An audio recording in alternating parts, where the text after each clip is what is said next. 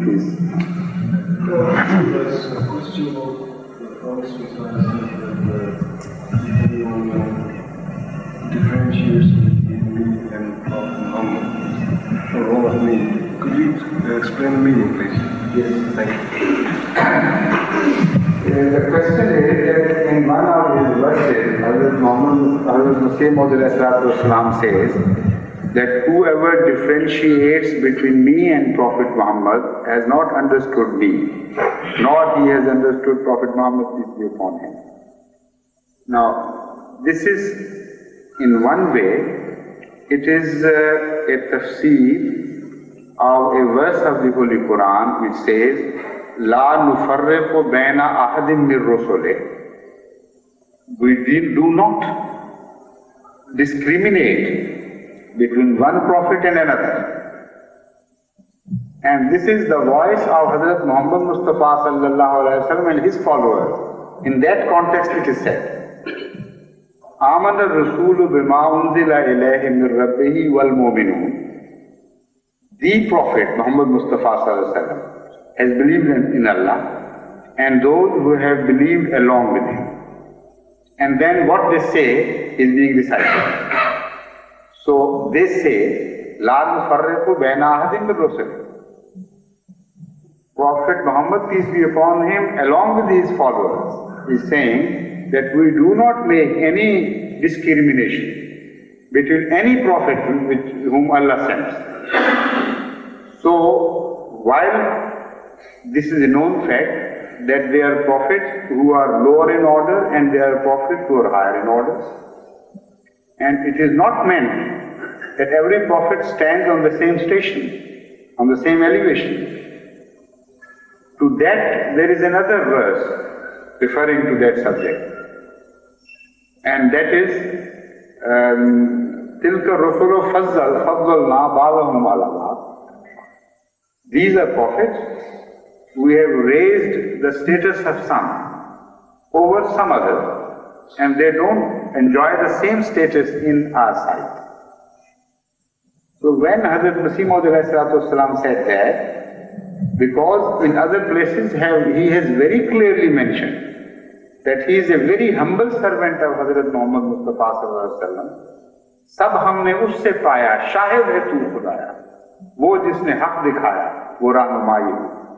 Everything which we have received at the hands of our Lord, Hazrat Muhammad Mustafa sallallahu alaihi wasallam. The one who showed us the path of truth, the truth, that is Allah. It is He. So how could he claim that he is equal? So whatever meaning of this verse is, it is not to be interpreted in the sense of equality. So the only other alternative is this, that the Holy Quran itself says that as far as the office of prophethood is concerned, no prophet should be discriminated from another, however big or small that prophet is. Because they all come from Allah. And if you say we are going to believe in big prophets and we are going to reject the small ones, then this is what is described as the phenomena of Satan. Or Shaitaniyat, I should have said, Satanism in the Holy Quran.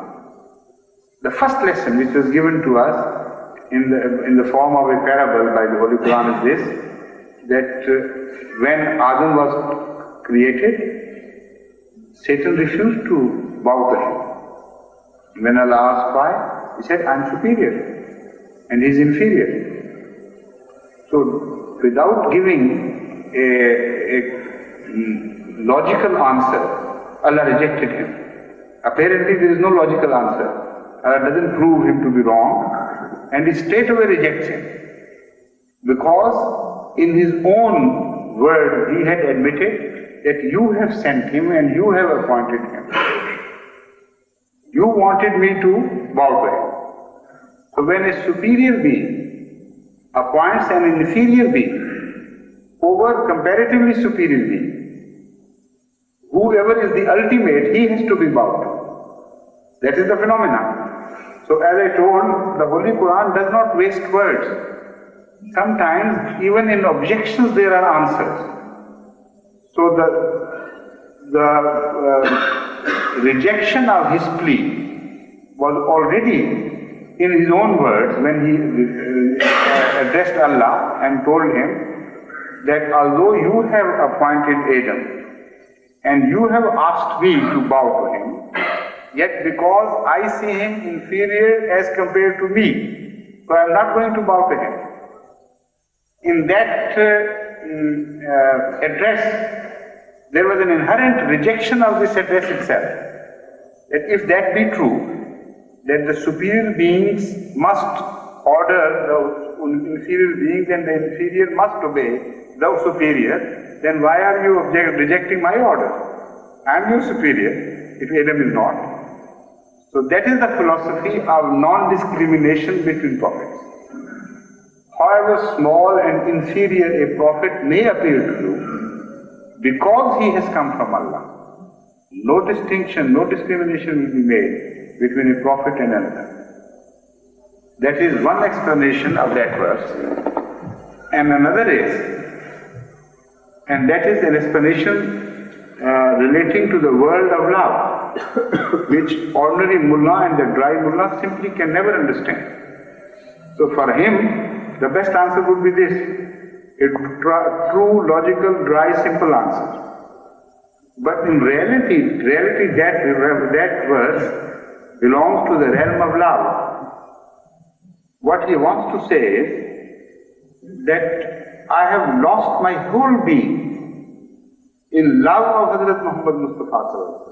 I no longer exist. So when I have bowed down to him so completely, whatever I say is what he has said before. Whatever I do is what he has done before. So anybody who wants to draw a line between me and him has not understood me, nor has he understood Hazrat Muhammad Mustafa. That is the true import of this verse.